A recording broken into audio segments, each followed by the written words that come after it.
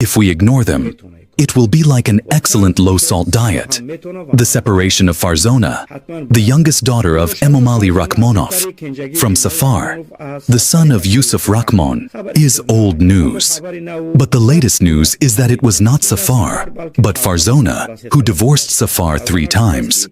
Farzona said that she divorced the son of the prosecutor general.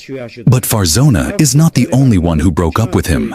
Among the 7 daughters of Rakmanoff, several others also went through this stage and passed this stage with pride. But Farzona became very fast. The stories about the breakup of Takmina and Zubai Gulova, Takmina's first husband, have repeatedly been among the most read on social networks. However, the difference between Takmina and Farzona is that Farzona did not leave the door of Yusuf Rakman's house, but was followed by suitors, new buyers, and krupney. For example, Takmina's current and official father-in-law